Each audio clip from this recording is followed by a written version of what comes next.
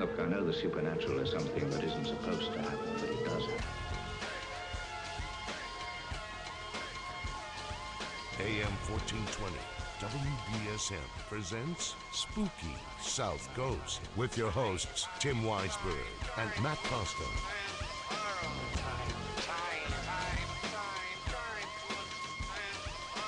Good evening and welcome to Spooky South Coast.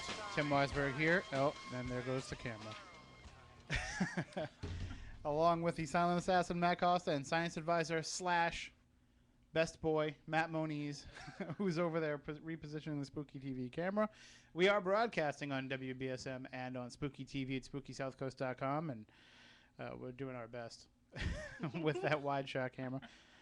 But we are here to talk with you about the paranormal, as we are each and every Saturday night, and we do have an action-packed show for you tonight because we're basically going to be talking to a whole bunch of people in a whole little amount of time.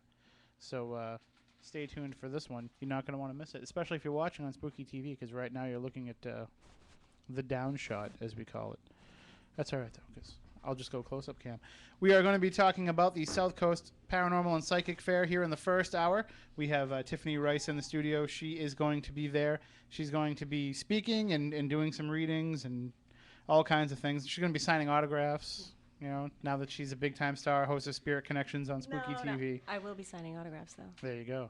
And we also have Steve Perry here. He's the organizer of the event. We'll be talking about that. We also have on the phone, joining us in just a couple minutes, Christian White of Haunted Rhode Island, and he's going to be passing the phone off to Brian Harnwell and Jason Mayoh, who are on that program with him. A great show. I mean, if you haven't seen it yet on PBS, they've been running it. They're going to be running it again next month, and you'll get your chance to see it tomorrow at the South Coast Paranormal and Psychic Fair. And then in hour two, we're going to be talking with Marie D. Jones about her new book, Destiny versus Choice. If you've read any of Marie's books, you know she takes these really big topics and boils them down so us normal folks can understand them. So we'll be talking about that in the second hour. But in the first hour here, we're going to be talking about this event coming up tomorrow. I don't know, Moniz. I took that shot off a long time ago. Yeah, we're good. That'll work.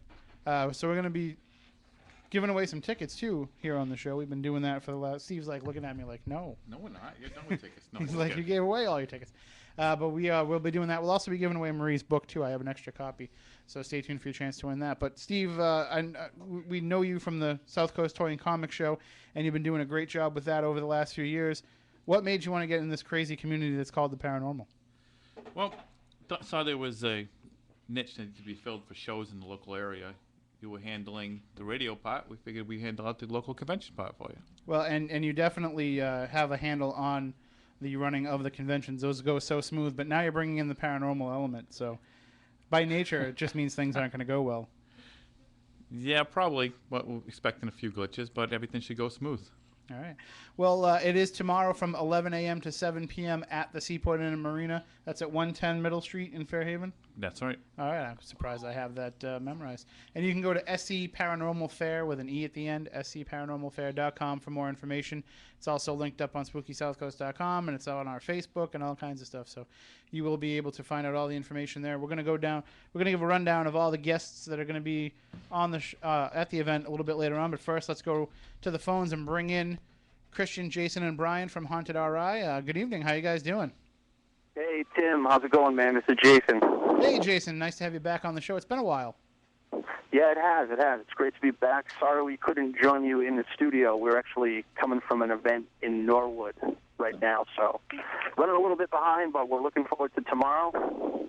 And I mean, already now the show's aired a couple of times on Rhode Island's PBS station, and I'm sure people all over the world have been asking how they can see it. Yeah, absolutely.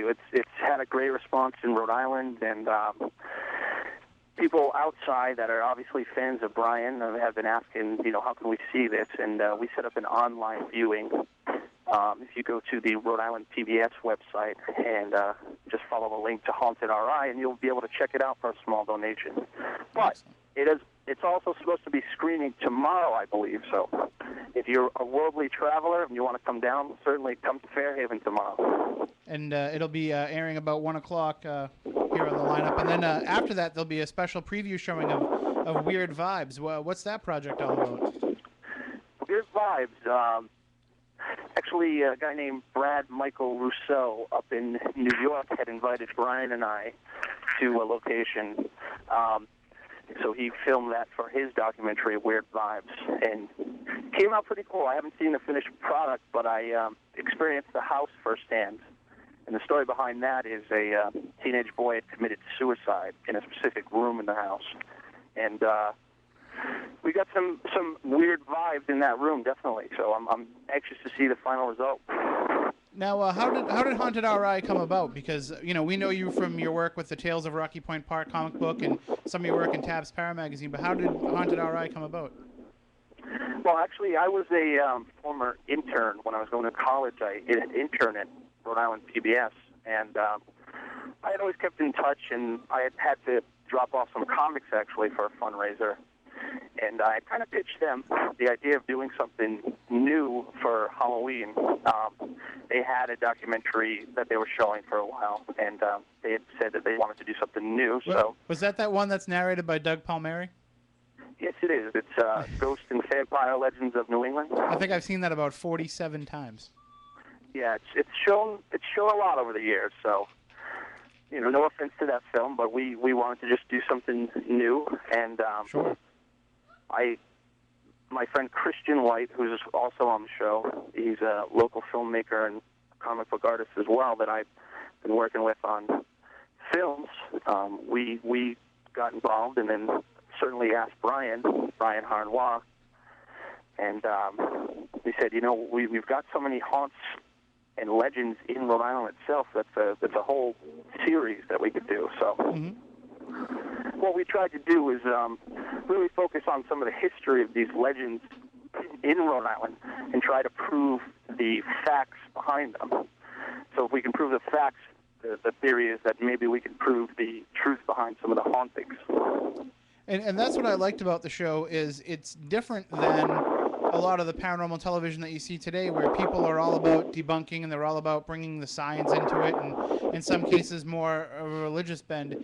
And with Haunted RI, you're focusing on that legend. I mean, you're telling the entire story, and then you're trying to dig down and see how much of that story is truth, and that, I think, is a great format. Well, thank you very much. I mean, it certainly stems from the Rocky Point comic. I mean, when I was researching all these urban legends and actually found out they were true, it definitely lent my imagination to Haunted RI. So.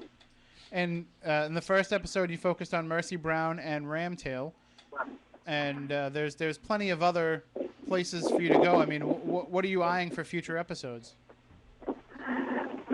Yeah, I'm sorry I missed that last part just because we're actually driving right now. So I just was wondering if you could let us in on some of the places you might have planned for future editions. Well, there's a few, and we can't tell too much because I know Tiffany's listening, and we're hopefully going to bring her out to one of these locations, and she doesn't want to know anything about them. So that being said, I could tell you about, Rhode Island's got so many different haunts. I mean, people have asked us, can we get into lad school? Can you do something about lad school? There's a legend of Dolly Cole, who was a witch, or a supposed witch that was murdered back in the day. Mm-hmm. There's the Freddy Fingernail legend, which Wes Craven may have been inspired to create Mr. Krueger after. So, and Tiffany, you're going to be joining them on some cases? Is that the plan? I will. I think I'm going to be doing episode 3, right, guys? Episode 3? Yeah, absolutely. I can tell you this much. I mean, after putting Tiffany on Spooky TV, she does help with the viewership numbers. So as great as you've already been doing, it's only going to go through the roof if you get her involved. Absolutely. Well, we had a great time on her show the other night. I don't know if you got a chance to see it, Tim, but we were all very giggly. I did. I saw it. It was a good time. You really should watch it. Oh, yeah, you were in the chat room, weren't you? I was. Sometimes I like to jump in there and stir up trouble. That's what I like, trouble. And Steve, it's a natural fit for you to bring these guys in because the buzz is there. People are talking about this show, and here's a chance to bring them face to face. They're just everybody knows Brian, but they're just starting to get out there as the Haunted RI group. So it's a really good chance for the South Coast fans to get up close and personal with them. Yes, definitely it is a great time for them to come in and meet everybody that's involved in the Haunted RI show. Now you'll have DVDs and stuff there for sale, Jason? Yeah, we got Rocky Point comics. We got your DVDs. We got all Haunted RI merch for you. So it's gonna be a great show, and I'm just really looking forward to it. Now, what I'm excited about is seeing the reaction of people who haven't seen this yet as they're watching it, because when they see the direction that you're going, I think you're going to have a lot of people that are kind of nodding and saying, yeah, that's what paranormal TV is missing right now. Was that a conscious decision amongst yourselves to try to focus on that aspect of it, or did it just come about because of the stories that you were working on? Well, no, I think we can all agree that paranormal TV, paranormal television itself is pretty saturated, and you see a lot of the same format lately. So, we were focusing on the history. We knew we didn't want to emulate any of those shows, but obviously keep it in the field. But we definitely were trying to break the mold a little bit and show people a new way of kind of viewing these hauntings and a new way of investigating. And what I like, too, is that you're bringing in a lot of the people that we've been talking to for years on this show who know these legends, who know these cases, but they might not get the chance to talk about them on some of these other paranormal reality shows because it's too much of a legend for some of these shows to investigate. So you have, Keith Johnson talking about Mercy Brown. You have Tom D'Agostino talking about Ramtail. So, you're paying just as much attention to what might be story as opposed to just what's fact. Exactly, and these guys, these authors, both Tom and Keith, are definitely experts in not only the paranormal but in Rhode Island's history. And where else to start than get the story from the guys who know it the best? Especially Tom, when it comes to Ramtail. Nobody knows the stuff that he knows about that case. Absolutely. He did so much research, and he was so generous in letting us see, and that was the interesting thing about Ramtail is you hear this story, and then Tom goes out and collects, well, yes, there was a Pay Lake Walker, and there was someone who died, and yes, the 1885 census declared Ramtail Factory as haunted in Rhode Island. So those are the facts. Now, how is this going to work with PBS and future airings? Obviously the Rhode Island station is definitely behind it and definitely wants to air it. Is there a chance that other PBS stations could pick it up as well? Well, we've gotten some comments like that. A lot of people over the country want to see it. So we just got picked up to do 5 more episodes on PBS. So those will be filmed within the next 6 months and aired throughout probably the year.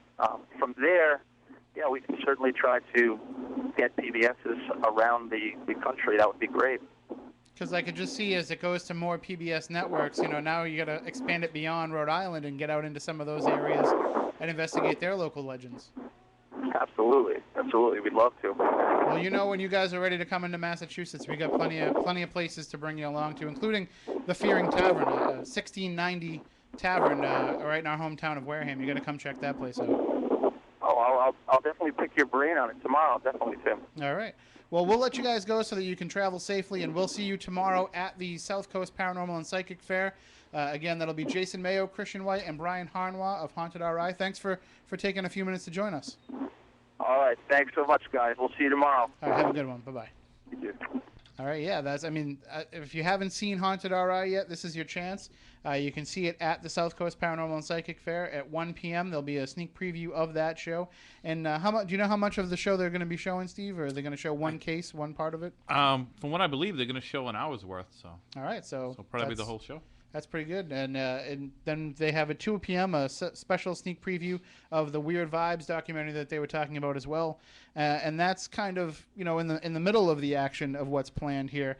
Right. I want to open things up with a presentation on Ghosts of the South Coast because I am acting as the host. I made sure that I, got my suit pressed and, I should look presentable. I thought you said tuxedo. The tuxedo doesn't fit anymore. Oh, all right. We'll let you slide this time. It's what happens is I wore it to other events and they fed me at those events, and so slowly the tuxedo no longer fit. So plus, it was just a T-shirt anyway with a tuxedo printed on it. Oh, well, all right then. I stole it from Belanger. That's why it doesn't fit. But so I'll open things up. The event starts at 11. The first lecture is scheduled for 11:30, and then after that will be Tiffany talking about an introduction to psychics and readings. And she's not going to introduce you to every psychic, but she's going to introduce you to the idea of psychic abilities and how to do readings. And what's the plan, Tiffany? Are you going to let out all the secrets? All secrets will be exposed. There you go. Okay. So basically what she's going to tell you is she's going to tell you how to tap into that extra wavelength and how to get your mind up there, and then you can go home and practice for yourself. And then are you gonna be doing some readings after that? Is that part of the plan? I'm actually not going to be doing any readings.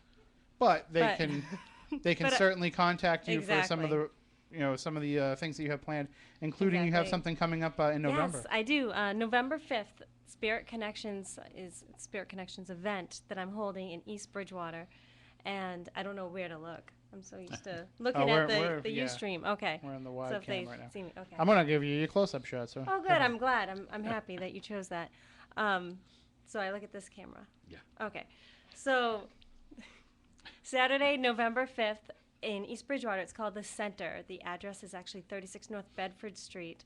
I'm going to have my own event, and it's from 11 to 7, and I'm going to be hosting it. And Andrew Lake, I believe you guys had him on a couple weeks ago. Andrew Lake's going to be there doing a presentation.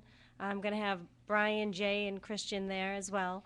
There's also going to be Karen Rando and Joanne Woods Young and a whole bunch of people just doing presentations, just being there in case you want to meet them. It's pretty much everybody that I've had on my show since April when it first premiered. So I'm going to have everybody I possibly can there. Also, if you're interested in having a reading, there's going to be readers that I've had on. They're going to be Terry Jamrose. I know she's going to be doing angel cards. Mandy Avery's doing animal medicine cards.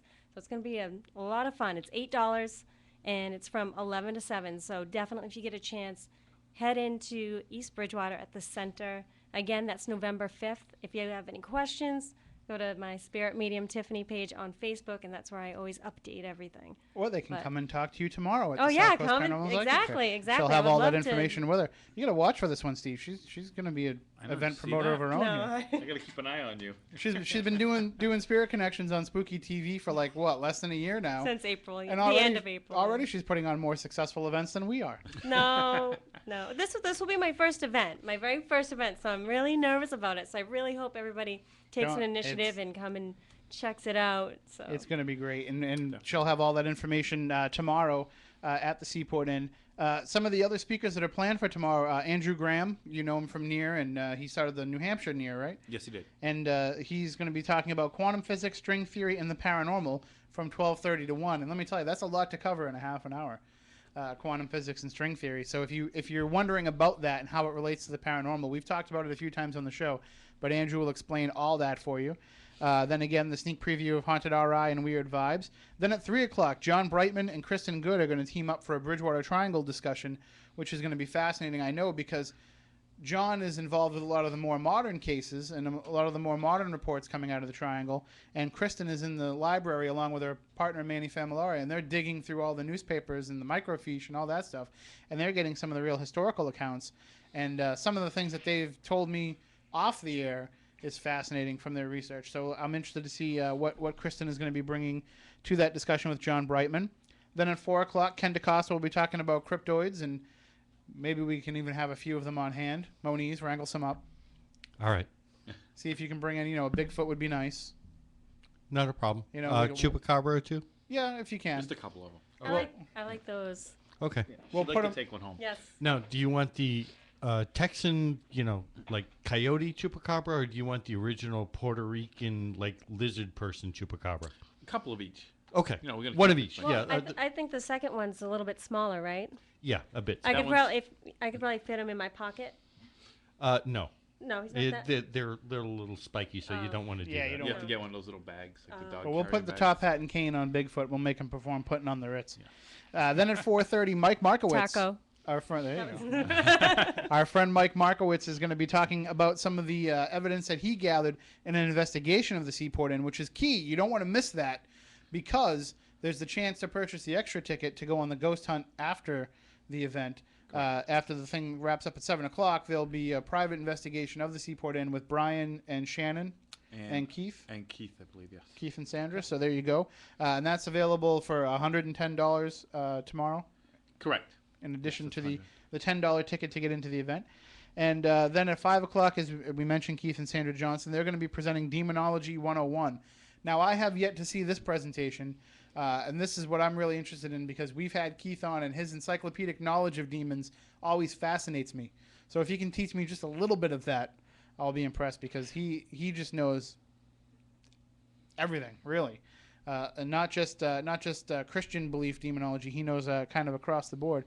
Then at 5:30 p.m., Derek Gunn will be talking about Amazing Massachusetts. And then at 6 p.m. will be Roxy Zwicker talking about New England Curiosities. Correct. So that's a full slate of presentations tomorrow. Again, it starts at 11 a.m. at the Seaport Inn, 110 Middle Street in Fairhaven. And while the lectures are going on, you're going to have so much other stuff happening around the Seaport Inn Convention Center there. What are some of the other things that people can Well, we have a vast variety of vendors bringing in numerous different types of items.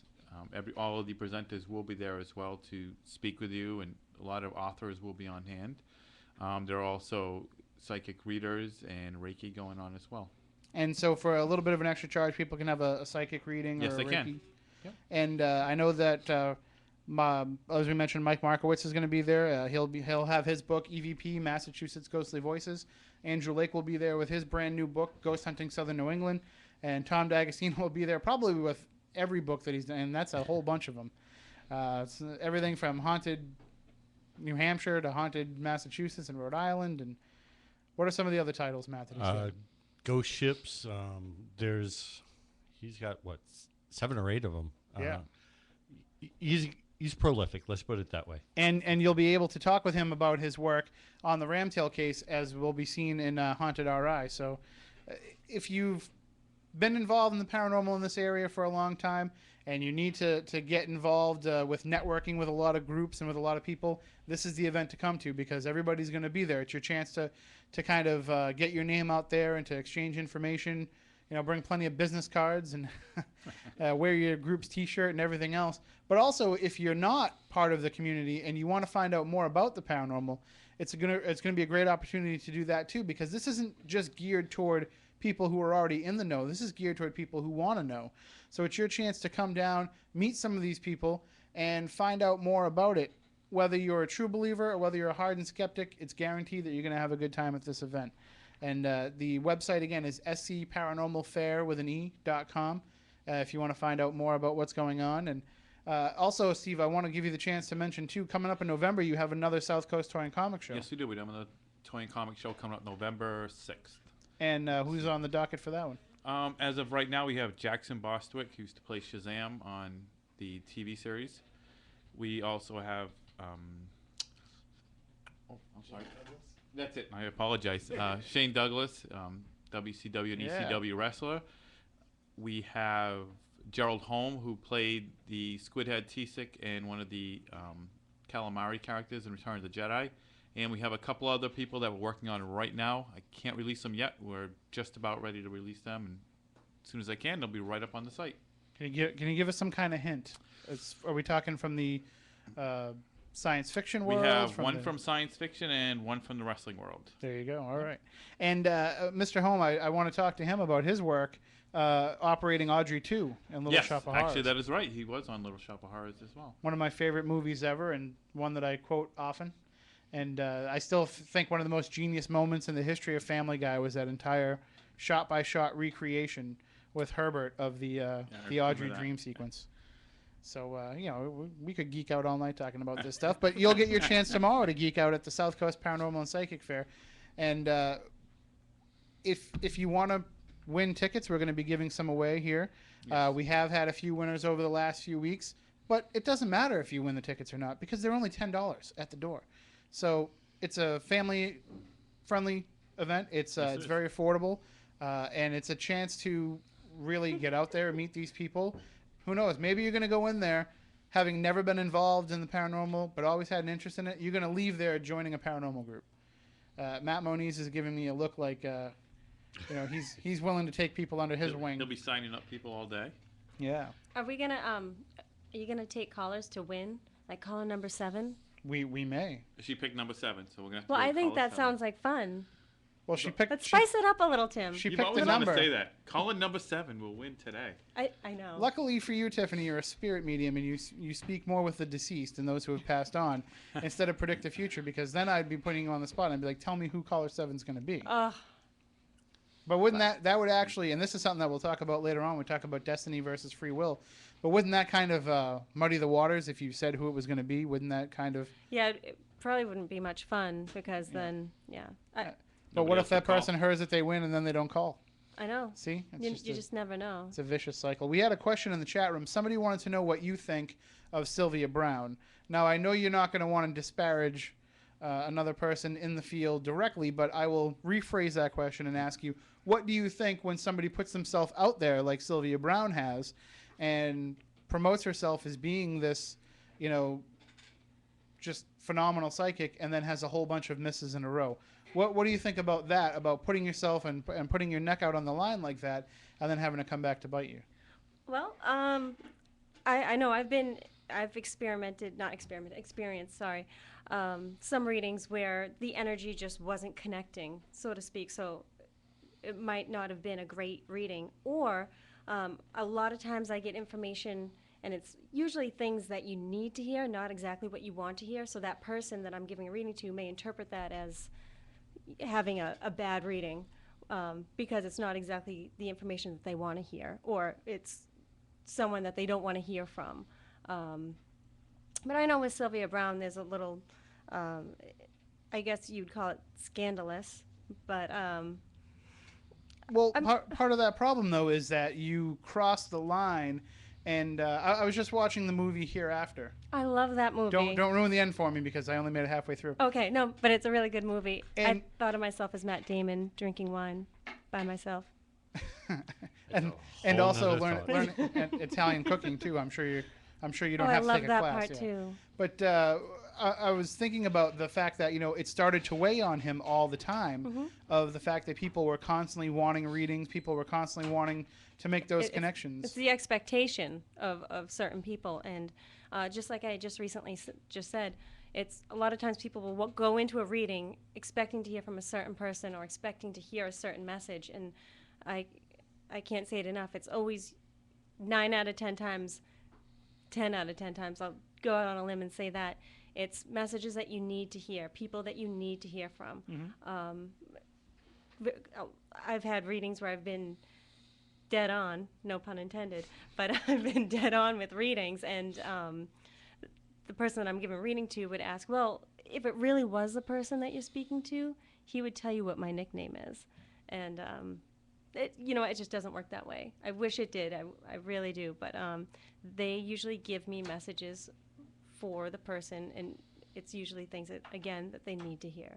And do you find that when you're interacting with people on a daily basis, and we talked about this on your show, but do you find that people, they know that you have these abilities and they know that you're sensitive to these things? Absolutely. And so they're constantly Absolutely. plugging you for things. Like they won't just be like, gee, Tiff, can you contact my grandfather and see if he can come through and give me a message? They probably say more to you things like, gee, I wonder what my grandfather's doing right now up in heaven. Absolutely. They'll say that, or even because even though I say that I'm a spirit medium, I'm intuitive, so I do get a lot of present day psychic type information as well. So a lot of times, for instance, one of my friends at work is always asking, and she just recently last week said, Tiff, I need you to tap into your psyche sense. All right, so where are my rings? I left my rings somewhere. And so I told her, and she I don't know if she looked for them or whatever, but she ended up... your psychic answer to that, by the way, was, they're in the place where you last left them. Yeah, pretty much. But no, I didn't. But anyways, I got a text this morning, and she said, you were absolutely right. They were right behind the thermostat where you said. So yeah, I mean, I'm not going to say that it's 100%, but just sometimes if you just go with your gut, you trust your gut, and you follow your intuition. How do you feel about the question when somebody asks you, I'm going to do this, what do you think? Because do you think that they're asking you, when they say, what do you think, they're asking you as a friend, and they're asking you for your opinion, or are they asking you as, spirit medium Tiffany, and they want kind of Well, what's going to be the usually- end result of this. Well, I'll tell you, I've had people that I'm close friends with will say, all right, you know what, I don't need Tiff right now. I really need spirit medium Tiff right now. So if you can just help me out. Then spirit medium Tiff says, well, I get $5 for every 10-minute reading. So, yeah. Flip the switch. Here I go. Yeah. But a lot of times, too, if I am close with somebody, I will, if I know that something's going on that's just not right, I'll go over and give them the freakish stare that I usually give people. And I'll say, okay, so this is what I'm getting. And stop me if you don't want to hear this, but I am getting some messages. So, again, it's usually people that I'm really good friends with, people that I work with on a day-to-day basis. See, you're probably my closest friend that has these abilities and is out there publicly with these abilities. And I've told you from the beginning, if anything comes through and you feel like you need to say it, but otherwise, you know, because I worry kind of like Matt Damon's character in that film Hereafter, that, you know, you're going to know everything about me before I have the chance to tell you. And what's the fun of being friends with somebody if you know everything up front? And so do you find like sometimes you have to try to turn away from some of this when you're dealing with people? I mean, before I do every reading, I always kind of set the tone. So if I'm going to go out with friends or, you know, just have a good time, I'm not usually tuned into anything, or I try not to be. It's pretty much at my leisure. If I want to tune in, I can. So say if you and I were hanging out and all of a sudden you're like, you know what, I just want to know about my grandfather, for instance, I could easily kind of just flip the switch. Well, I mean, you're still friends with Moniz, and you must know by now about his collection of magazines and videos that he keeps under his bed. Leave Fate alone. I didn't realize Fate had farm animals on the cover every month. Cattle mutilations. That's what it is. Oh, There you go. just mutilations. That's just the typical normal stuff. All right. Well, we are talking, of course, about the South Coast Paranormal and Psychic Fair that's happening tomorrow. Should we say the first annual, Steve? Is that? Yes, that would be perfectly correct. All right. I don't know if you want to wait and get through tomorrow first before we say that, but I think we'll be okay. all right. And of course, if you haven't been to the Seaport Inn, it's a lovely place. Stephanie's over there; she can attest to that. It's a lovely place to have a wedding or any other kind of event, and there's all kinds of things going on there all the time. But that is the home of Steve's events, the South Coast Toy and Comic Show, the Paranormal and Psychic Fair, and there's so many things going on. Psychics, Reiki. We're going to have spirit mediums there. We're going to have palm readers, tarot readers, angel readers, aura photography, authors, celebrity guests. In some of our cases, we use the word celebrity very loosely. In other cases, they're bona fide celebrities. You'll get your chance to meet Brian Harnois from Ghost Hunters and Ghost Hunters International, Shannon Sylvia from Ghost Hunters International and Power Rock TV, and Keith and Sandra Johnson, who you've seen on Ghost Hunters and Paranormal State. And, of course, they're authors of their own book, Paranormal Realities, Paranormal Realities 2, and they host Ghost Near, which you can watch online if you're not in the Rhode Island area. So It's going to be raining, too, so... yeah, what else are you going to do? Exactly. Go spend the day inside, meet all these Just people. hang out, you know? What I'm excited about, too, is the chance that there's going to be a lot of people who go to this event because they want to meet some of these people who have been on TV. Right. They want to see, these people up close and personal, but then they're going to get the chance to talk to somebody like John Brightman, Kristen Good, Ken DeCosta, Andrew Graham, people who they might not know who are contributing a lot to the paranormal community. Like, if you've never heard some of Mike Markowitz's evidence that he's captured, wait until you have the chance to hear it in person. And then you get to pick his brain afterward and talk to him about his theories on this. And it's not the stuff that you see regurgitated on these reality shows all the time.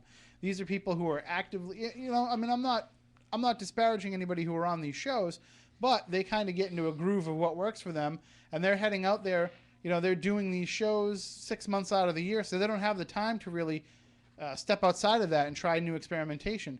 Guys like Mike Markowitz are out there constantly trying to find new and improved ways of getting EVPs. I think every time we talk to him, he's got something new that he wants to show us, some new piece of equipment, everything from the highest end possible to the lowest end, things that you wouldn't think of. So to get out there and actually hear from people who are actively in the field, people who are out investigating every weekend, people like Tom D'Agostino who not only live with it and experience it on a 24-hour basis, but are also researching, going back there and finding these old historical cases and bringing that to the limelight. I just think it's going to be a great time. I'm actually a little concerned that there's going to be so much going on that I won't get to see everything that's happening. Yeah, you're gonna have to run around like crazy tomorrow, Tim. That's fine. That's what I signed up for, and I'm happy to do it. But I'm also excited to see what some of these presentations are going to be. And if you are thinking about, as I mentioned before, if you're thinking about getting involved in the paranormal, this is the place to come and learn. These are the people that you want to meet. And I know personally almost everybody that's going to be there speaking. And I got to tell you, you couldn't put a nicer group of people in a room together. These people are going to be more than willing to help. So, somebody like Tiffany, they can't help but help. That's their job. But some of these people are going to be more than happy to give you their expertise and give you advice and help you get your... I know that over the course of the years that we've been doing this show, we've hooked people up with other people and said, why don't you get involved with this group and get involved? And this is just going to be all those people coming together like one family. So it's going to be a good time. And Steve, I'm going to let you give away a pair of tickets. Yeah. All right. Do it. Okay. How are we doing this? We calling in? What are we doing? Yeah, we'll have people call in, and right, Tiffany call wants in. caller 7. Caller number 7. Which is, by the way, we should have warned you when you said that we don't have the technology to take these calls in another room and just put caller 7 through. So we're just going to go through 7 calls right here on the air. And you Let's can't do just it. hang up on them. No. Let's do it. Let's Yeah, do we it. say caller 1, try again. Caller 2, try again. But the numbers are 508-996-0500, 1-877-996-1420. If you call in right now, you can get a pair of tickets to the South Coast Paranormal and Psychic Fair tomorrow from 11 to 7. And look at those phone lines light up. Everybody, you know what it is? Is everybody already bought their tickets in advance. That's what it is. Yeah. They already bought their tickets. Our audience knows. And online ticket sales are available till midnight tonight. Are you still giving the discount until midnight? Yep, until midnight. So until then, you can get it for $9 if you go online and buy it at SE Paranormal Fair. That's with an E.com. But we'll leave that contest open during the break because we are coming up on the end of the hour. When we come back, we will talk with Marie D. Jones. She's the author of Destiny versus Choice, the scientific and spiritual evidence behind fate and free will. And if you've ever read any of Marie's books, as I mentioned earlier in the show, she takes these big, huge topics and boils them down for the common person to understand. And this is definitely another one of those books. So we're going to talk about Destiny versus Choice.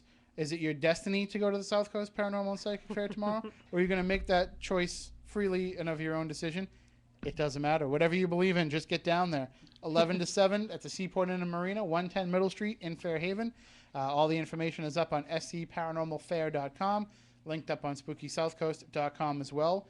And of course, I know, Steve, you got to get out of here because you're getting up early tomorrow morning to put all this stuff together. But Yes, very early. so we'll let you go, and we'll let you go to bed. No Tiffany, you're problem. welcome to stay with us if you want during the next hour and talk about Destiny versus Choice with Marie D. Jones. And we'll also take your calls as well. So again, if you want to win those tickets, the number is 508-996-0500, 1-877-996-1420. We'll give the tickets away to caller 7, and we'll do that during the break. And just a quick mention, tickets are available while we're, telling people to buy tickets online for all kinds of things. Tickets are available for Haunted History Night, October 15th in Wareham. You're going to get your chance to investigate the Fearing Tavern, as well as a few other buildings associated with the Wareham Historical Society, which have never been investigated before at all. The Nail Factory?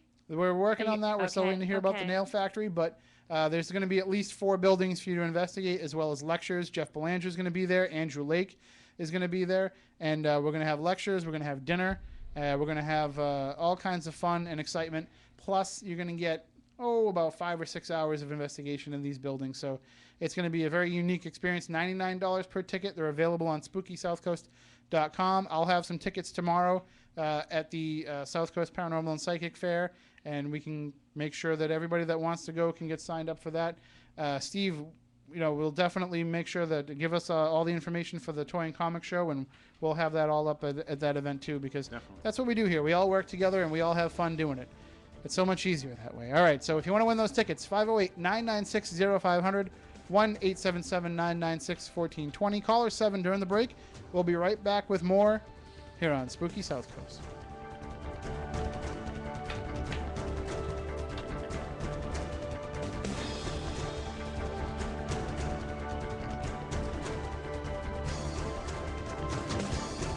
First with local news, talk, and sports. This is WBSM New Bedford, AM 1420. WBSM. From ABC News, I'm Chuck Sievertson. Big-time campaign modes continued until an hour or so ago, though no tough audiences yet. Mitt Romney spoke at a Republican leadership conference on Mackinac Island, Michigan, about the current president. When he was recently inaugurated, he went on the Today Show, and he said, look, if I can't get this economy turned around in 3 years, why, I'll be looking at a one-term proposition. I'm here to collect on that. Arch rival Rick Perry spoke earlier at that conference. I know for a fact Americans are ready for change, and they're not talking about the rhetoric of change. They're talking about a record of change. And I'm proud of my record in Texas. Both Perry and Romney came in distant second and third to the winner of a Florida straw poll in Orlando, Herman Cain.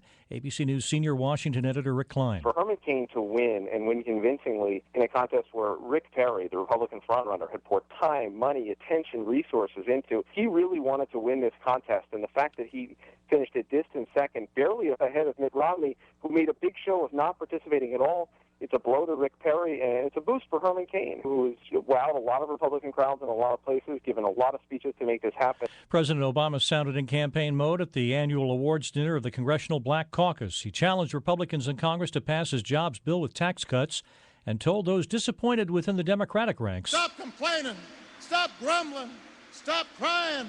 We are going to press on. We've got work to do. Mr. Obama says since the health care reform bill was passed, in just a year and a half, about 1 million more young adults have health insurance.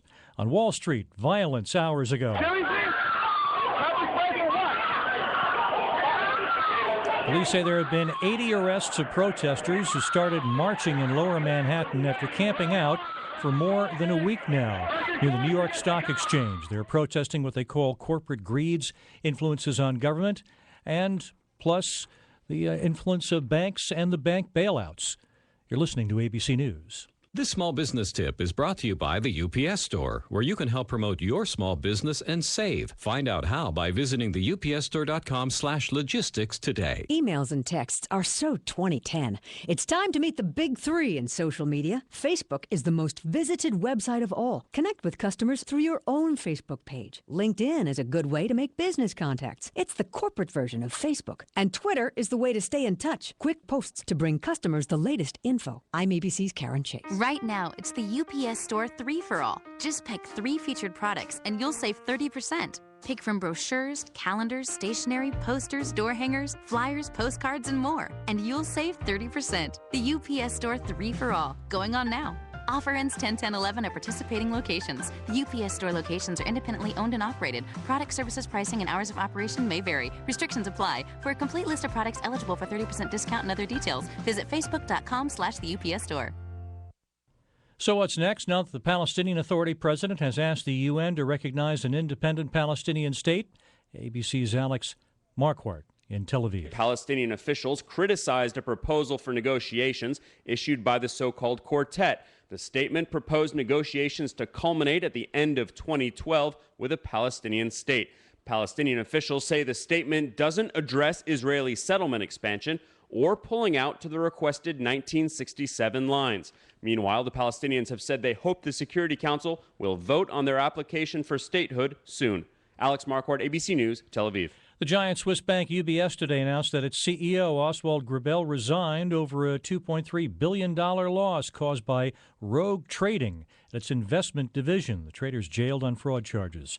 Weeks after Tropical Storm Irene came and went, some people are still evacuated in a part of New York City, in the Bronx, where if they went home, it's a long way down. New Yorkers who live at the Villa Charlotte Bronte love the winding walkways leading to their apartments. The building perched precariously atop a cliff high above the Hudson River. But it's been a long time since they've been home. You see, part of that cliff gave way during Tropical Storm Irene, and now city officials are worried that the land and the early 20th century era castle-like structure that stands on it aren't stable.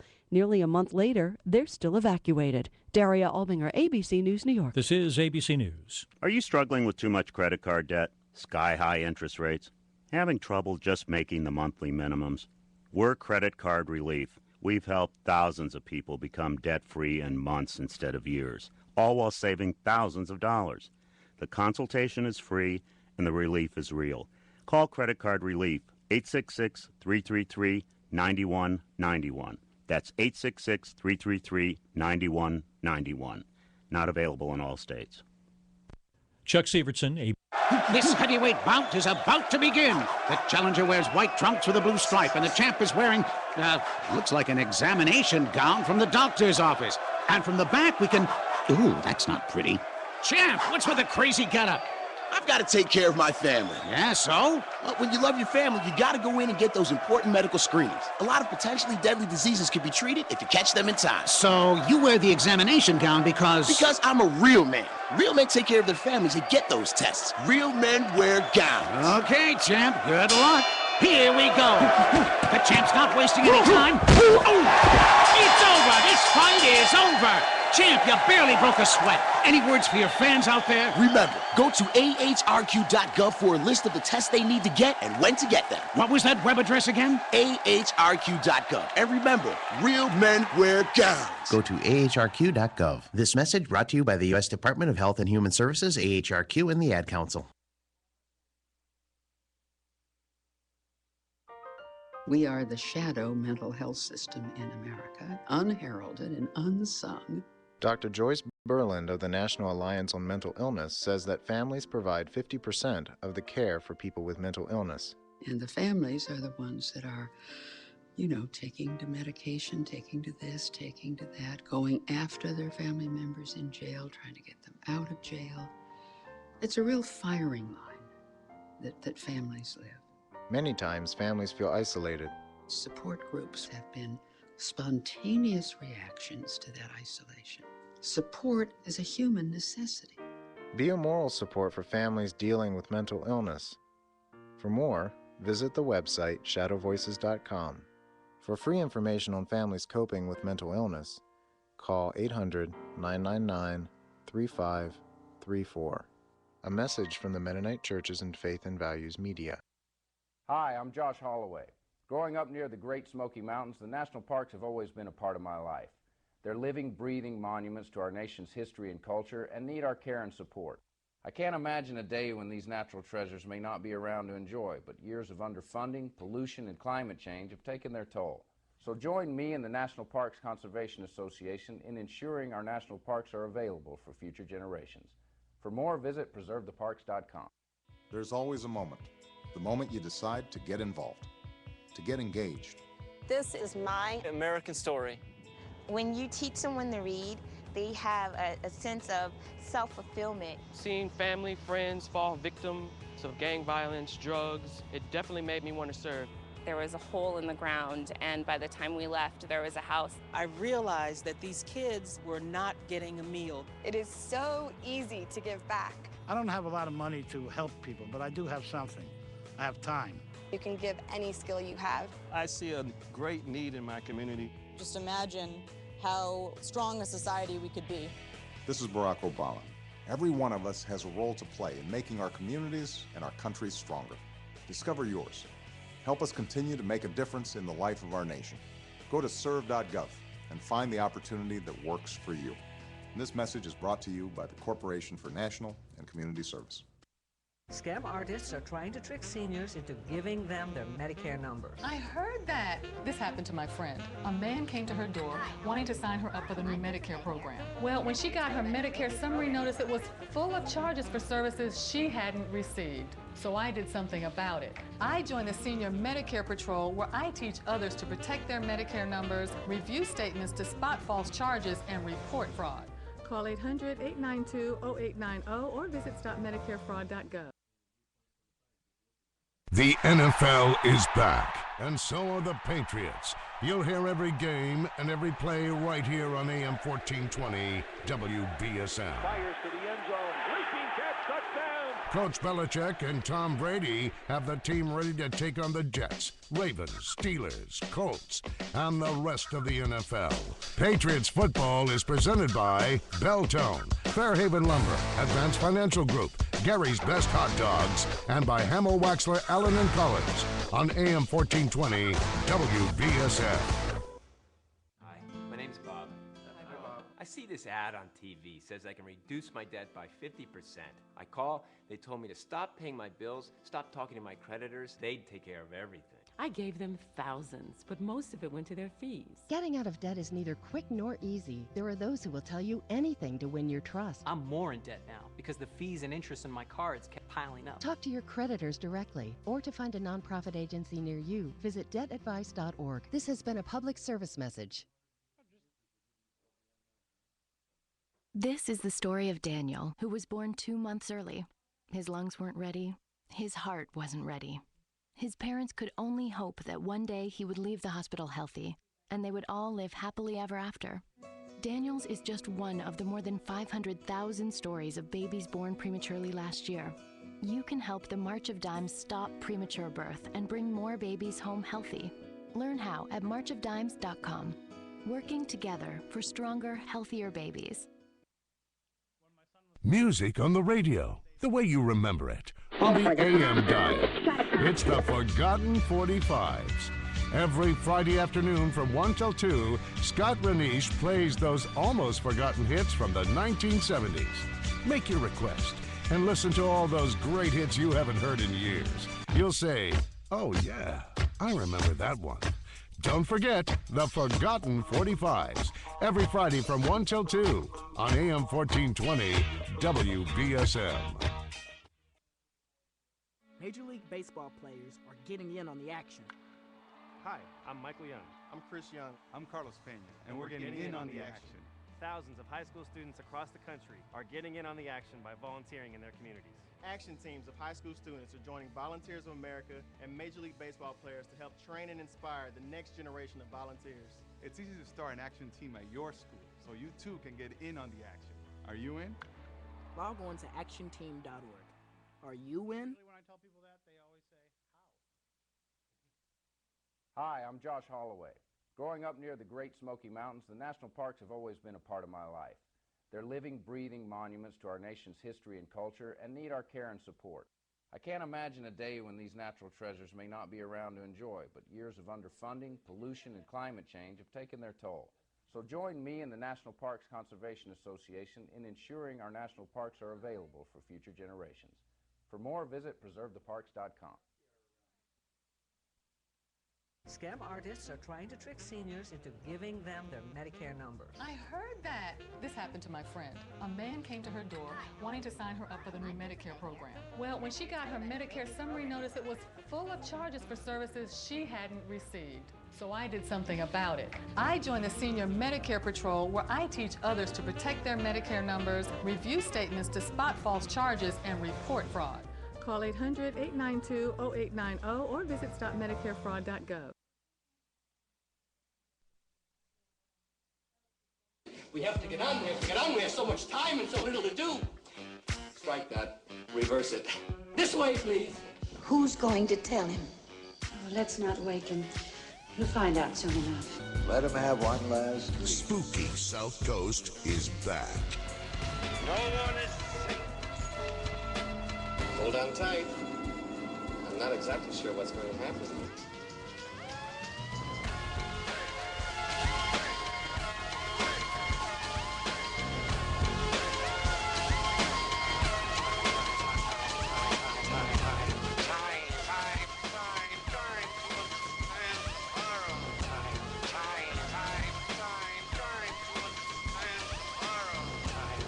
Welcome back. Hour number 2 of Spooky South Coast. Tim Weisberg here, along with the silent assassin, Matt Costa, science advisor, Matt Moniz. We are broadcasting live on WBSM and on Spooky TV at SpookySouthCoast.com. If you want to click on the Spooky TV link there, you can see what's going on here in the Spooky Studio. We've got some guests here. We have Tiffany Rice and Stephanie Burke joining us because we're going to be talking with Marie D. Jones about Destiny versus Choice, the scientific and spiritual evidence behind fate and free will. And it's just another great book by Marie, and let's bring her right on here. Good evening, Marie. How are you? I'm good. How are you guys? Oh, we are spooktacular, as we say here. And Marie, of course, is a best-selling author, screenwriter, researcher, radio show host, and public speaker. She's the co-host of the popular Dreamland radio show, and she spent 15 years as a field investigator for the Mutual UFO Network in Los Angeles and San Diego, and currently serves as Director of Special Projects to ARPAST, the Arkansas Paranormal and Anomaly Studies team. And she's the author of so many great books that, Marie, what always impresses me, and I've said this earlier on the show, you take these broad topics that are probably hard for a lot of people to wrap their heads around, and you boil them down to something that everybody, even the dummies like us, can understand.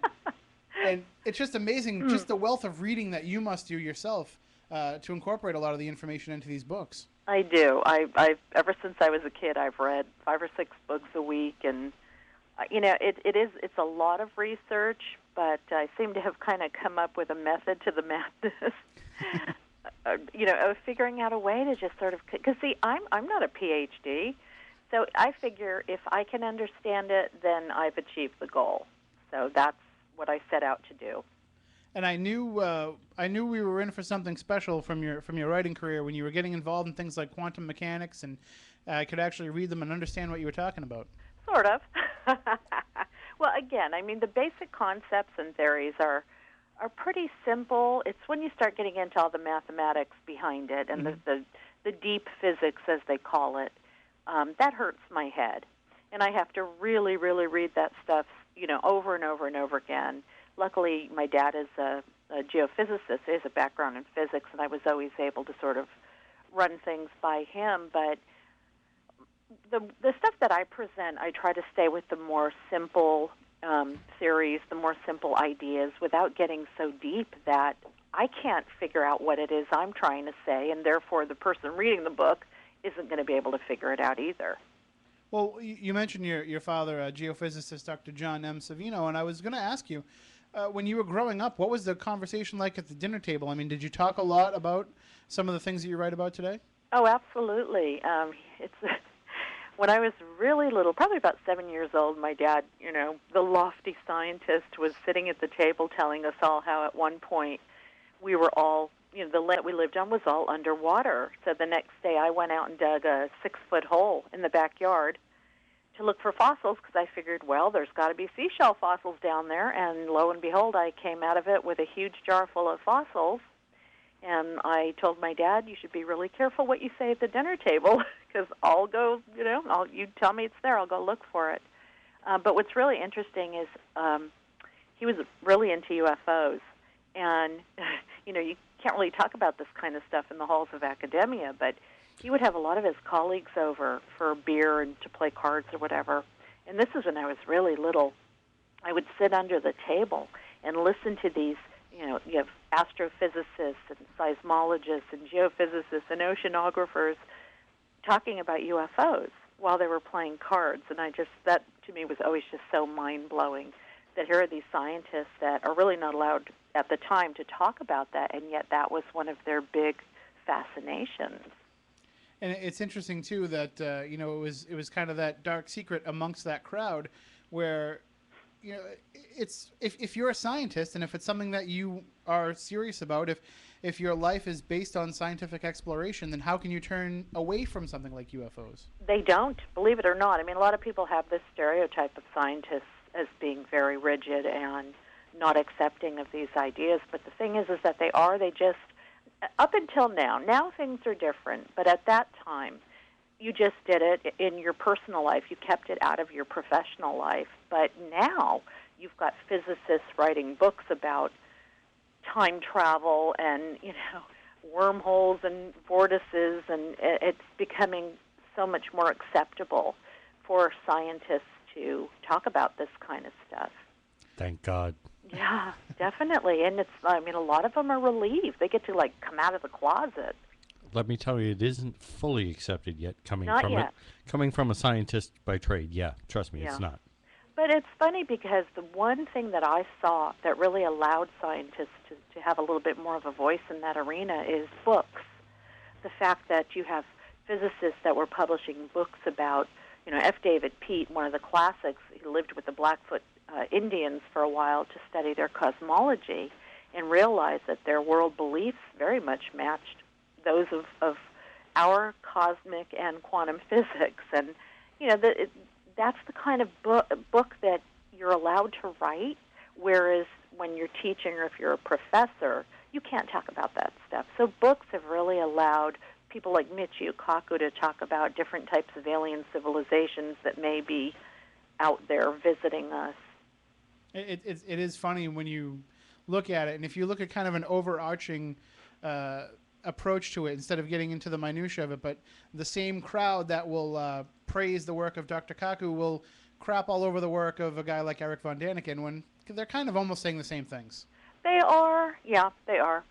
Of course, it's, when one of your own is saying it, you're going to buy into it a little bit more. Mm-hmm. But I think it's definitely changing. I mean, there's so much data, information, that you can't sweep it under the rug. I mean, there are millions of UFO sightings. There are millions of ghosts and apparitions that are reported, near-death experiences, psychic phenomena, remote viewing. A real scientist would not deny that. They may say, I'm not going to say that I know what it is until we get more proof, but they are not going to deny its existence unless they're just really, rigid skeptics. And you don't have to be a scientist to be one of those. Sure. Yeah, those are actually called cynics. Yeah, exactly. If I can't prove it, then it doesn't exist. That's snotty attitude, Well, growing up in that environment, what was the thought of your dad and some of his colleagues when you decided to follow this career path and start writing about some of these topics? Well, I've been writing ever since I was a kid. I've been publishing since I was a teenager. I started out writing science fiction short stories. I really wanted to be a novelist. I wrote screenplays when I was in my 20s. I was constantly publishing. I did movie reviews in L.A. for years, and I kind of stumbled into nonfiction about 10 years ago, almost by accident. And my first book was actually spiritual commentary. My second book was science, which was really the book that launched this part of my career. And when I wrote it, my agent said, "You will never sell this book." And she said it very lovingly. I mean, she just said, "You're not a PhD. You're writing a book about quantum physics and the paranormal. You are not going to be able to sell this book." And yet we sold it. I said, yes, I am. I believe in it. I know what I'm talking about. I'm not stupid. I'm not claiming to be something I'm not. That really launched everything for me. And it was really fun because I got to go back and say to my dad, "Hey, let's write a book together." And we wrote Supervolcano together. We were going to write another book, but he came down with ALS, Lou Gehrig's disease, and is very, very ill, terminally ill. Sorry to hear that. Yeah, and it was really sad because we had hoped to write a book about megaquakes as a sort of follow-up to Supervolcano. But, yeah, nonfiction just sort of happened by accident, but it's been a real fortunate accident. Well, was it an accident, or was it destiny? Yeah, it was destiny. Yeah, that's funny because, again, when I was very young, 2-3 years old, I knew I was going to be a writer. I mean, I grew up with a sense of destiny. I've always known that what I was put here to do. A lot of people don't have that luxury, but I do. And yet at the same time, I know that I've made choices, good and bad, along the way. Probably for the first half of my life, more bad than good choices. But that's what led to writing this book, because this was a debate that I had been having in my life, and one that a lot of my readers said they really wanted to see me sort of take on. So I'm having a little bit of an issue with my headphones. Oh, boy. Well, the interesting thing about following this path, in my eyes, is that as you're doing it, you kind of have to make your own decisions about what you believe to some degree, but you get the opportunity to learn and to try out new approaches, new ideas, and bring in new ways of thinking to your own set of beliefs as you're researching it. Oh, absolutely. Absolutely. That's the fun of it. It's half of it is acting like a reporter where you're presenting information that's already there. The other half of it is playing around with that information and coming up with your own ideas about it and seeing if you could take it one step further. And that's what I love to do. That's what I love about nonfiction. My heart really is in all writing. I love fiction. I'm actually now transitioning back to a lot of it. But I love the idea that you can gather up information, put it in a book, and give it to someone, and they can get this real well-rounded examination of a subject matter that might have taken them months to go look for everything that you put in that one book. And so I think I'm saving people a lot of time and money here. when you were putting together this book, Destiny versus Choice, did you have a belief system in your own mind about the path that we follow in our lives? Did you think that we are following a greater power, or if we are just a product of our own free will? I already kind of knew personally what worked for me, what I thought, what I felt. Nobody can prove it, but for me, my subjective experience, I knew going into the book. But what I wanted to see is if I was the oddball, and if everybody else had similar ideas, extreme ideas, and I really did find all kinds of ideas from one extreme to the other, from people who absolutely think their life is laid out before them and they have no choice. And that's usually the more fundamentalist, religious people have a real strong belief in, a God-given fate. You are ordained a particular life, and that's what you're going to live. And at the other extreme, you've got people that have no sense of a intelligent design or any kind of higher wisdom behind their life plan, and that they're winging it and making it up as they go along. But it seems like the vast majority of people really fall somewhere in between those two extremes. And I'm sort of right in the middle, maybe leaning a little bit more towards destiny, because it's something that's been very prevalent in my own life.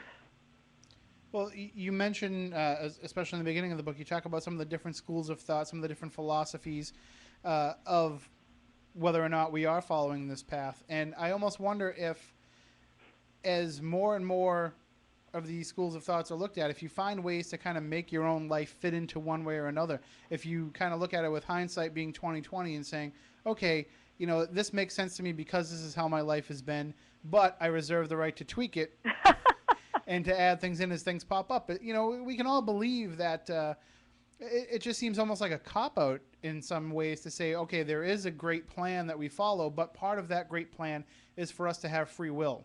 You just nailed the philosophical debate on its head. Because when I was researching the philosophy angle, it is so frustrating how these people get so nitpicky about it, and they categorize and then they subcategorize. There's like 20 different kinds of determinism, and it's absolutely what you said. It's tweaking a concept to make it fit your own personal worldview, and hey, if it works for you, fine.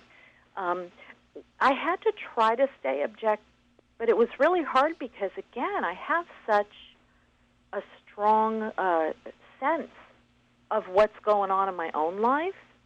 I cannot necessarily apply that to every single person I meet. So that's why I interviewed a lot of people, and I had people send in stories. I really wanted to see if my experience was unique or if there was some universality behind it. But you're absolutely right. Even with religion, you'll find a simple concept broken down into 2,000 different little subcategories because somebody was trying to nudge it more towards their worldview, and then this guy came along and nudged it towards his, and it's very frustrating. What were the beliefs, historically speaking, now we're in the days of monotheism where we have basically, most religions believe that we have one supreme being that guides our lives in some way. But what was the outlook on free will back in the days when they looked at everything as being controlled by a different god or a different demigod? So much of everything was controlled by the whims of some not so great, gods. If you look back at them, some of the stories that they tell, they weren't really great intelligent beings. They were kind of jerks. They were kind of nasty. Yeah. What's funny, though, is like, for example, the Bible, because it's something obviously we all know, going through the Old and New Testament, you will find quotes and passages that refer to fate, destiny, a sense of, God having a plan for you, and you must do this, you must do that. And then you'll find just as many referring to choice, free will. Even in the story of Christ, you have a man who knew his destiny and yet wavered at times as to whether he was going to make the choice to fulfill it, which he ultimately did. So, and every religion is like this. Now, there are denominations of each, definitely with the Western traditions, that are very extreme.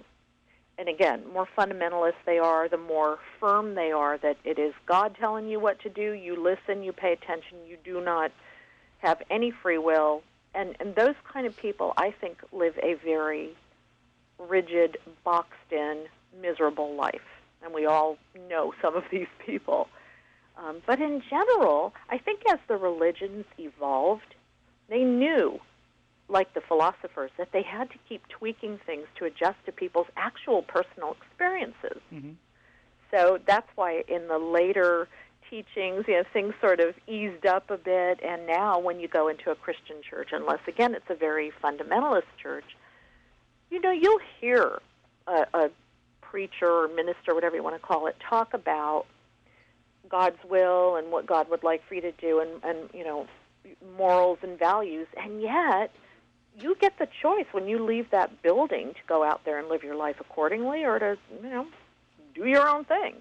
Well, and when you look at some of the, just our own history, you look at the fact that when the English first came over here, you had the very Puritan ethic, as we know here in Massachusetts very well. Some of it's still around. Yeah.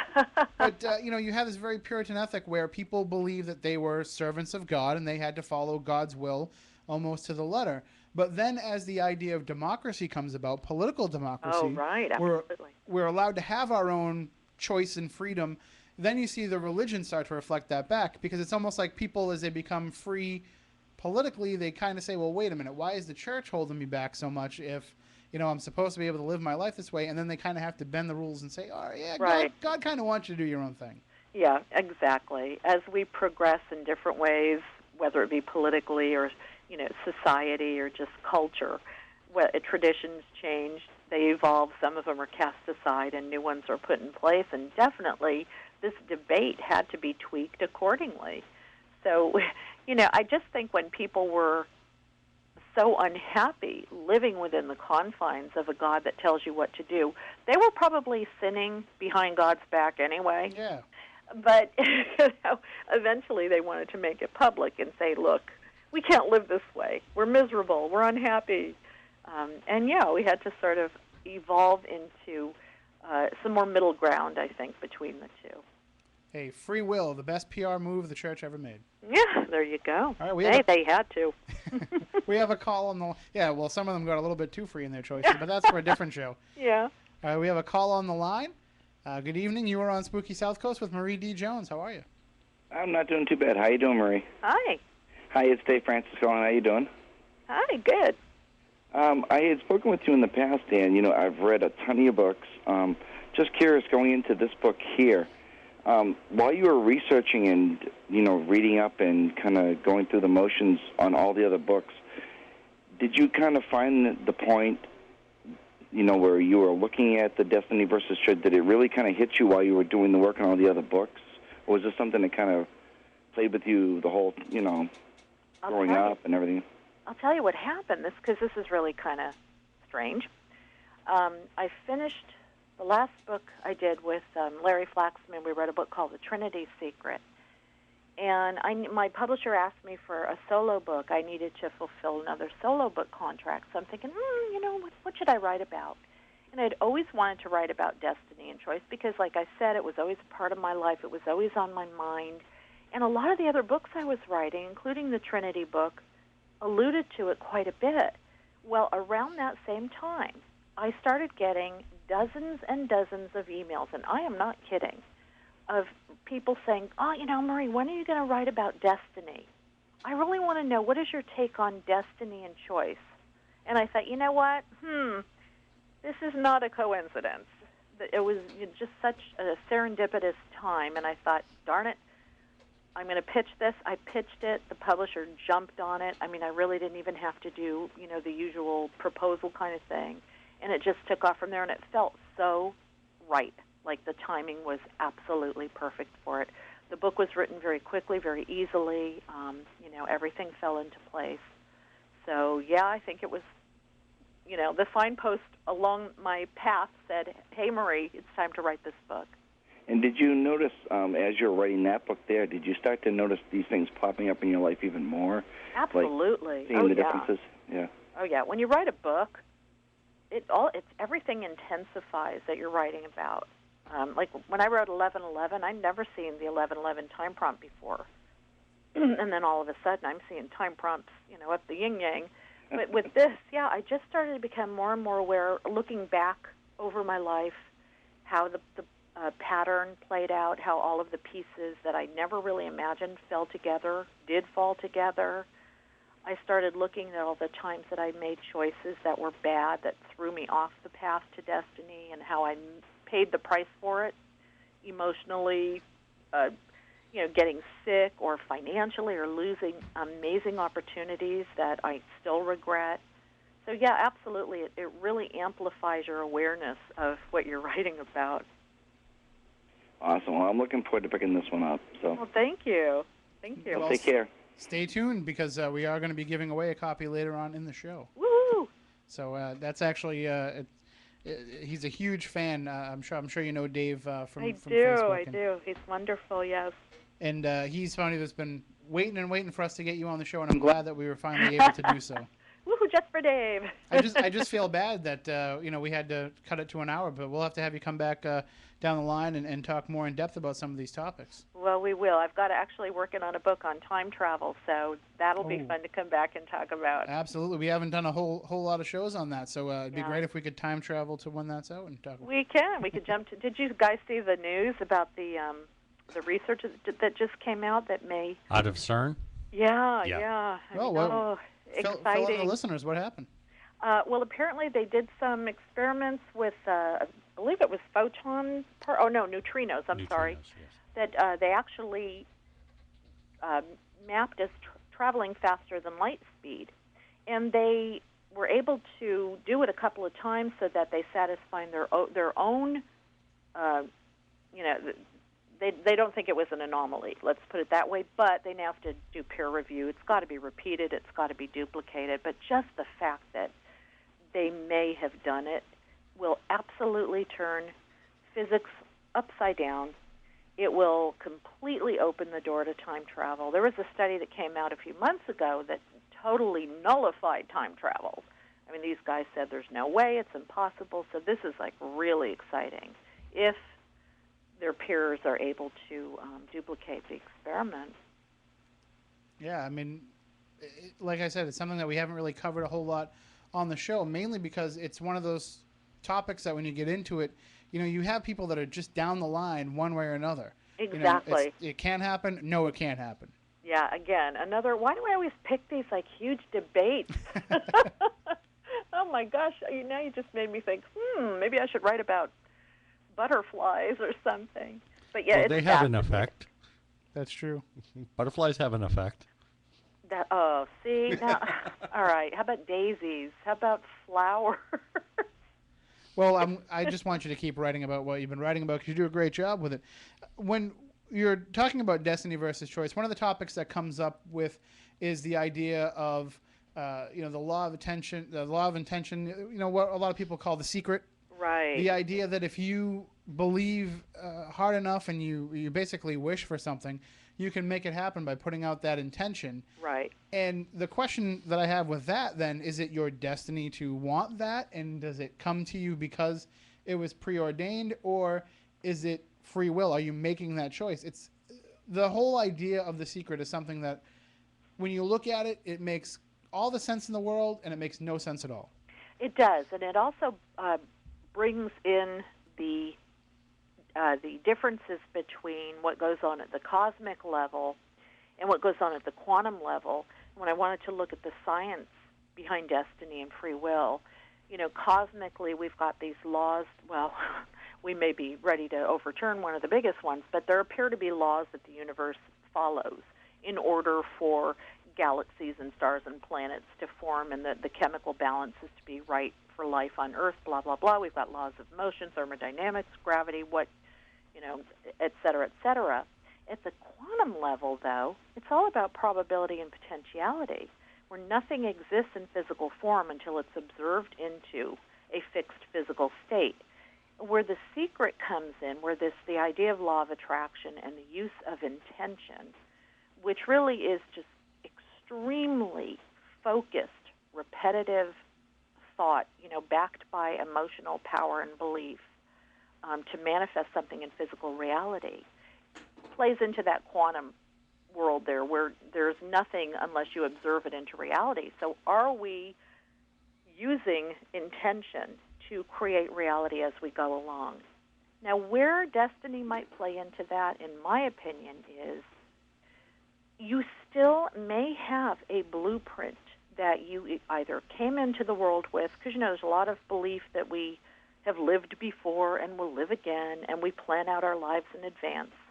So there still may be a blueprint operating, but you're using intention, you're using the secret, quote unquote, to operate however you may want within the structure or framework of that blueprint. You still have quite a bit of choice.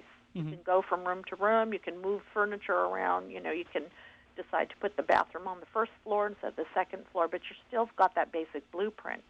So even at the quantum level, there may be a field of potentiality that is fixed, but we are deciding with choice what we want to observe from it into a physical form.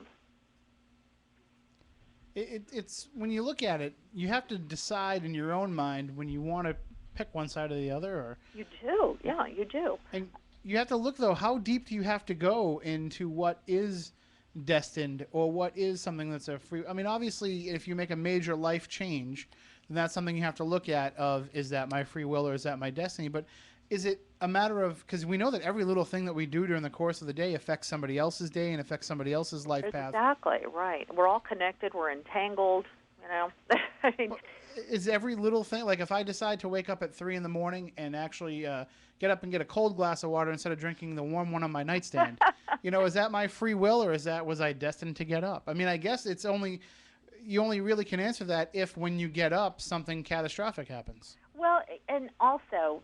The problem with this argument, and the reason why it's gone on for thousands of years and will continue long after this book comes and goes, is because there's one thing missing from the equation, and that is called first cause.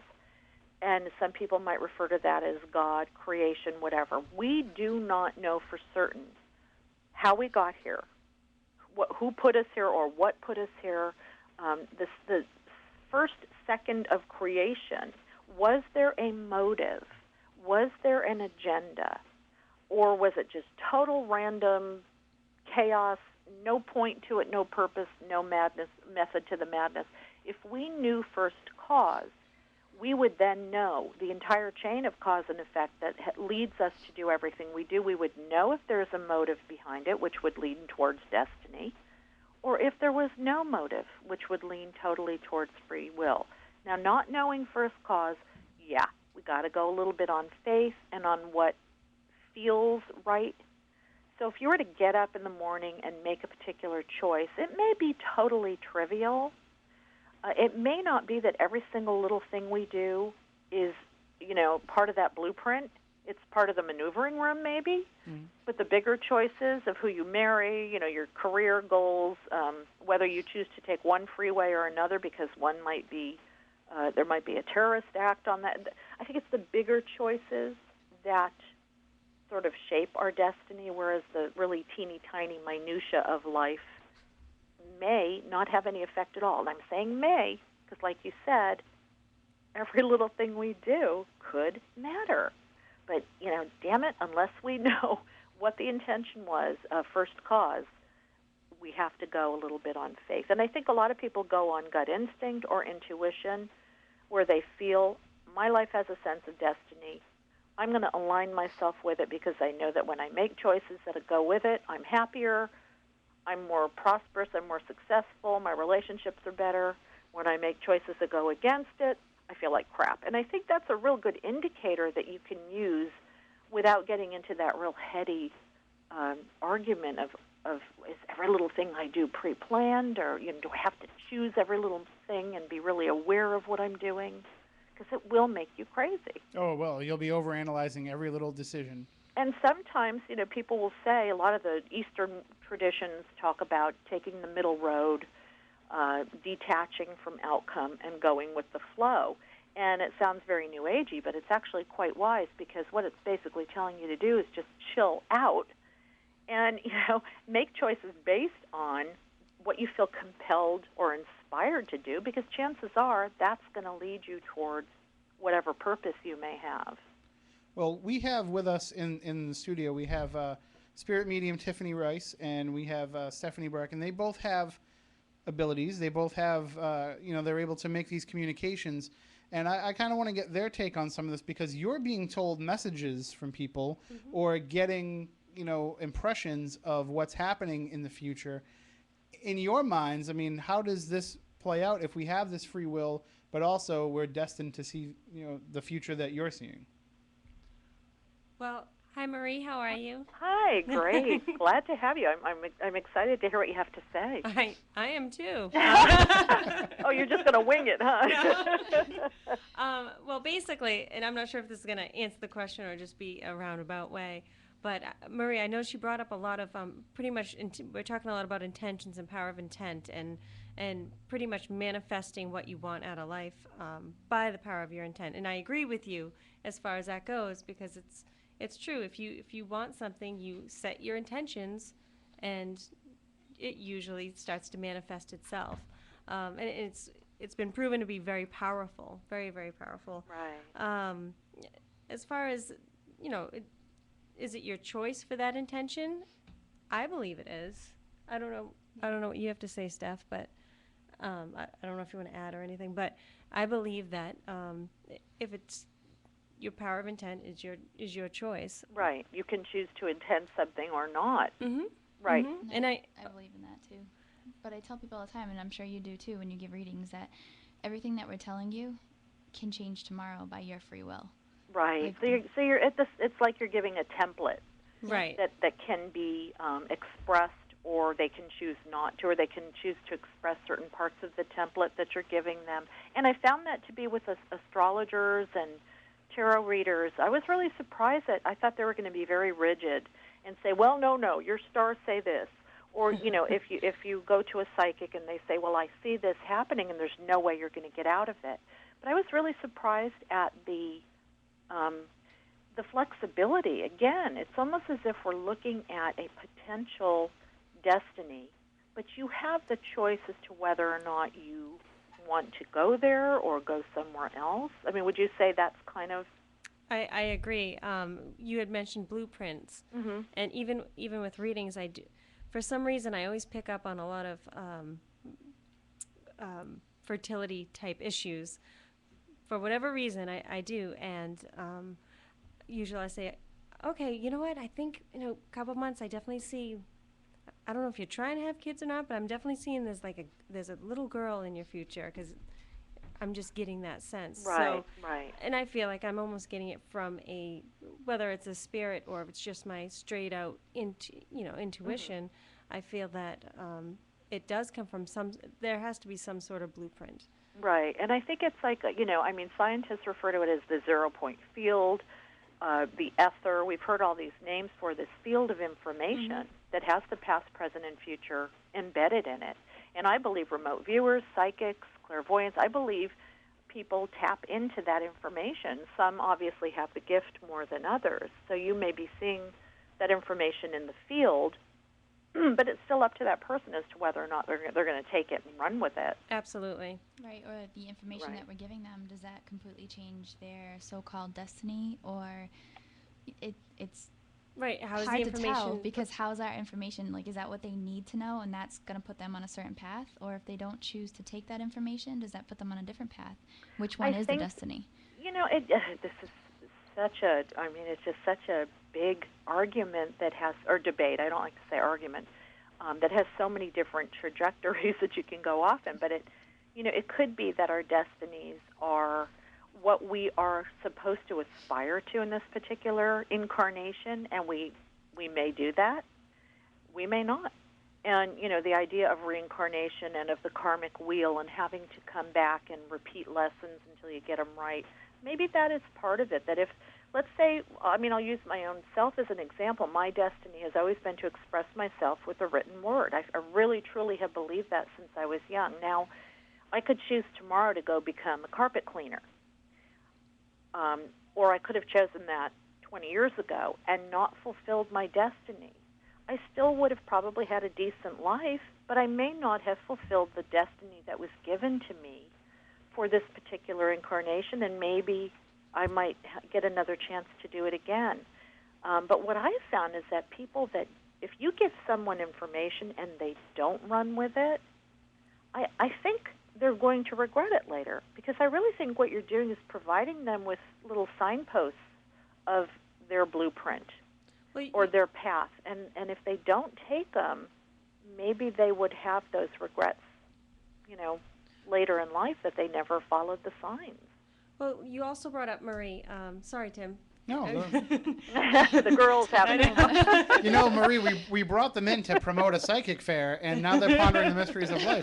That's what happens on this show. Because, everyone wants to know, can these people tell us what our blueprint is? And is that it? Are we going to get hit by a bus next Tuesday and there's no choice?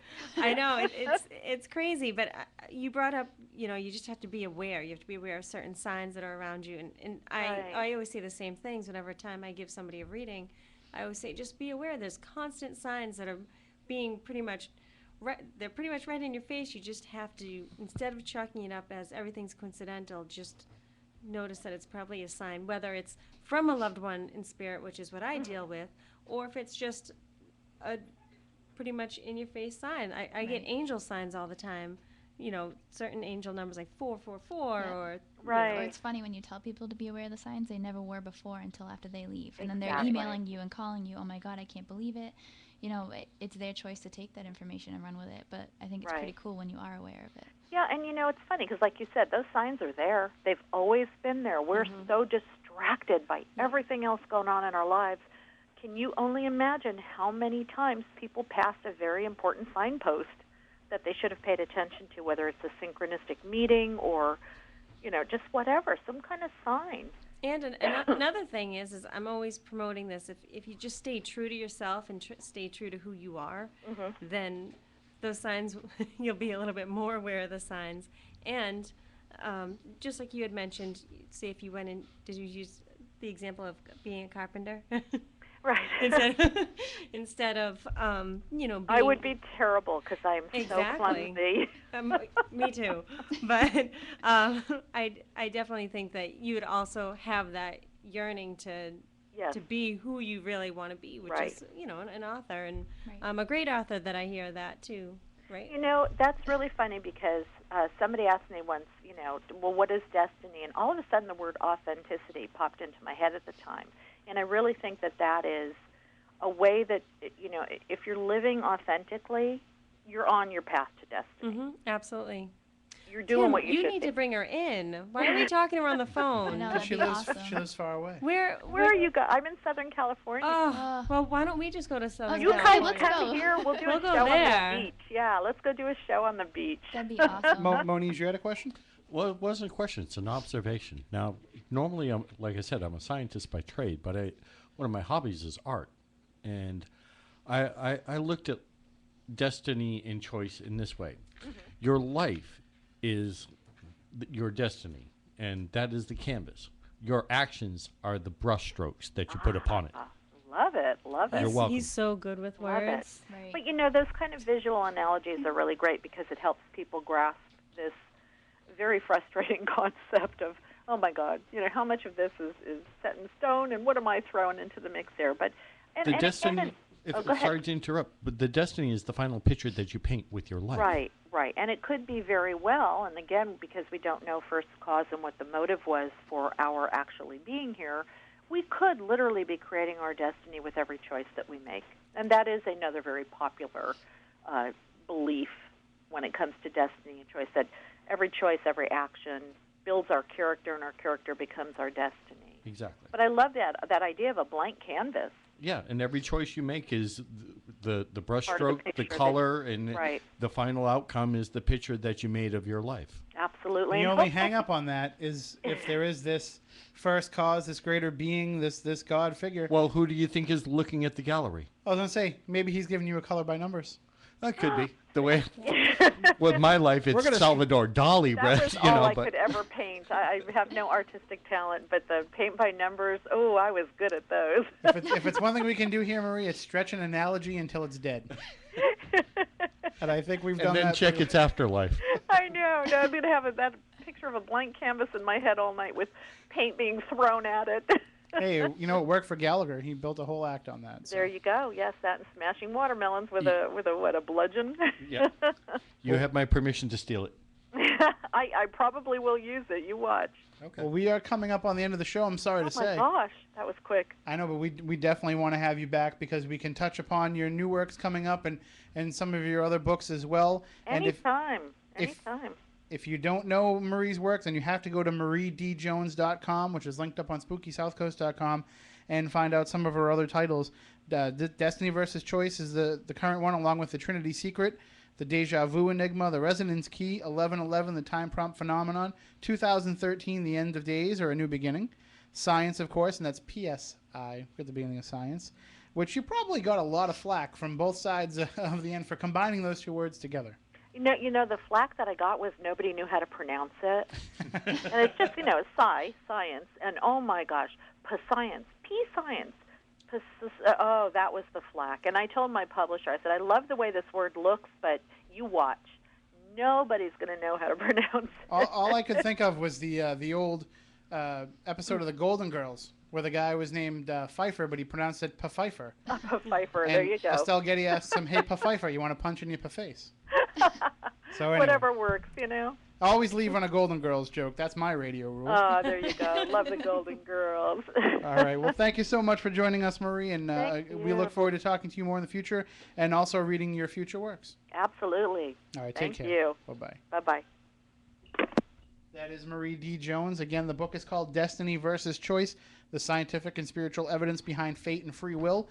You can get it from her website, mariedjones.com, and of course you can get it from, are we going to put it up in the Spooky Store, Matt? If it's not already. All right. So you can get it from the Spooky Store. That'll help us out if you can go to the store on SpookySouthCoast.com and make all your paranormal purchases through there. And speaking of books, Ghosts of the South Coast will have copies tomorrow at the South Coast Paranormal and Psychic Fair, signed copies that you can purchase, $20. We'll have T-shirts for $20, bumper stickers for $20. No? All right, I tried.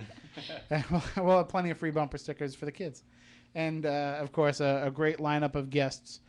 So that's 11 to 7 tomorrow at the Seaport Inn and Marina here in Fairhaven, 110 Middle Street. You can also go to SC Paranormal Fair, that's with an E.com, for more information.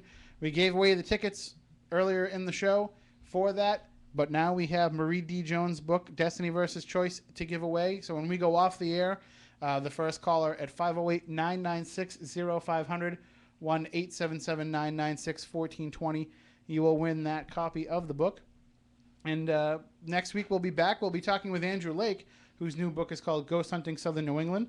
Yep. And he's really researched a lot of these locations that we talk about on the show a lot, and also some ones that you've never heard about. So we'll be talking about all that with Andrew. He was recently a guest on Spirit Connections with Tiffany Rice on Spooky TV, so you can go back in the archives and watch that. He's a great guest. Definitely tune in, guys. If you were wondering what to do Saturday night, definitely tune in. Yeah. He is a great friend of the program and a fascinating guy. And went ghost hunting with him last night, and we actually got an apparition on Full Spectrum Digital. So we're going to have to talk to him about that next week, and we'll talk about his book as well. He's going to be at the South Coast Paranormal and Psychic Fair, so you can meet him there as well and pick up a copy of the book, get it signed. And if you haven't watched last week's episode of Spirit Connections with the guys from Haunted RI, you might want to wait until after tomorrow when you get to meet him at the South Coast Paranormal and Psychic Fair, and then watch, because you might not be able to keep a straight face when you're talking to him. That was definitely a giggle fest. But yeah, it was fun. It was great. It was a great discussion. All right, well, that about does it for this week's show. Again, we'll be back next week with Andrew Lake. I'm not sure about the Red Sox schedule. Are they totally in the tank right now? Or yeah, it looks like there's a very good chance that we're going to have a wide open October coming up here, which is not a good news for the baseball fans, but good news for the paranormal and the Spooky South Coast fans. And again, one more time, Haunted History Night 2011. Tickets are available at SpookySouthCoast.com. Just $99 for lectures, dinner. Andrew Lake's going to be there. Jeff Belanger's going to be there. I'll be there. Hell, the whole neighborhood will be there.